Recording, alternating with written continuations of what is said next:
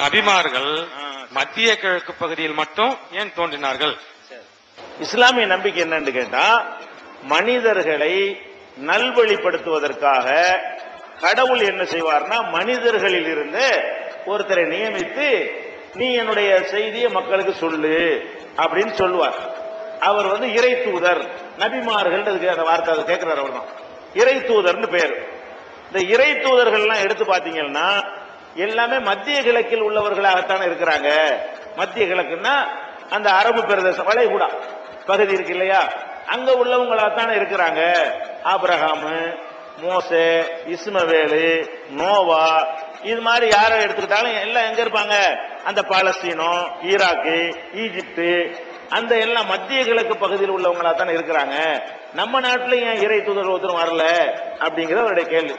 நபிமார்கள் சொல்லக்கூடிய இறை தூதர்கள் எல்லாமே மத்திய கிழக்கில் உள்ளவர்களா இருக்கிறாங்களே, அது ஏன்னு கேட்கிறார்.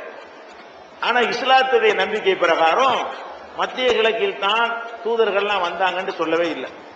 இஸ்லாம் என்ன சொல்லுதுன்னு கேட்டா, குர்ஆன்ல இருக்கிறது, ஒமா அர்சல்னா மிர் ரசூலின் இல்லா பி லிசானி கௌமிஹி. இது குர்ஆனுடைய வசனம். இதுக்கு என்ன பொருள்னு கேட்டா, எந்த ஒரு தூதரை நாம் அனுப்புவதாக இருந்தாலும் அவருடைய தாய்மொழியில் தான் அந்த மொழி பேசக்கூடிய மக்களுக்கு நாம் அனுப்பி இருக்கிறோம். அப்படின்னா என்ன அர்த்தம்? தமிழ்நாட்டுக்கு தமிழ் மொழி பேசக்கூடிய நபிமார்கள் வந்திருக்கிறார்கள், தூதர்கள் வந்திருக்கிறார்கள். மலையாளத்திற்கு மலையாளம் பேசக்கூடிய இறை தூதர் வந்திருக்கிறார்கள். எல்லா மொழி பேசக்கூடியவர்களுக்கும் தூதர்களை அனுப்பி இருக்கிறோம். முகமது நபி மட்டும்தான் உலக தூதர் அனுப்பப்பட்டதுனால அதுக்கு பிறகு யாருமே வரலையே தவிர, முகமது நபிக்கு முன்னாடி எல்லா பகுதிக்கும் தூதர்கள் வந்தது போலவே நம்ம இந்தியாவிலேயே எத்தனை மொழிகள் இருக்கிறதோ அத்தனை மொழிகளிலும் தூதர் வந்திருக்கிறாங்க. ஒரு சமுதாயத்திற்கு தூதர் அனுப்பாம நாம் இருந்ததே இல்லை என்றெல்லாம் குர்ஆன் சொல்கிறது.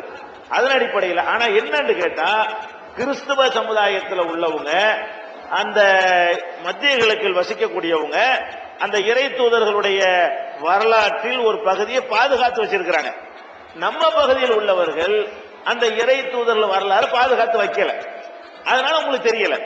அவங்க மோசே, ஆபிரகாம், யோபு, அந்த மாதிரி அந்த மக்கள் அந்த இறை தூதர்களுடைய வரலாறுகளை எழுதி தலைமுறை தலைமுறையா அதை பாதுகாத்து கொண்டு வந்ததுனால அங்க உள்ள தூதர்களுடைய பெயர் நமக்கு தெரிகிறது.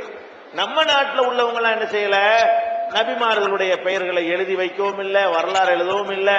அவங்களை எல்லாம் கடவுள் மாதிரி ஆக்கியிருக்கலாம், கடவுள் மாதிரி ஏதோ ஒரு காரணம் நடந்திருக்கலாம்.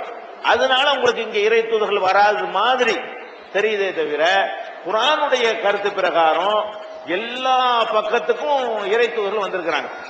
நபிகள் நாயகத்துக்கு முன்னாடி வரைக்கும் நபிகள் நாயகம் உலக தூதரா வந்ததுனால அவங்களுக்கு பிறகு யாரும் என்ன செய்யல, உலக அந்த அந்த செய்தி இன்னைக்கு கிடைச்சு போச்சுல. அரபு மொழியில வந்தாலும் உலகம் பூரா அந்த நியூஸ் சென்றடைஞ்சிருச்சு.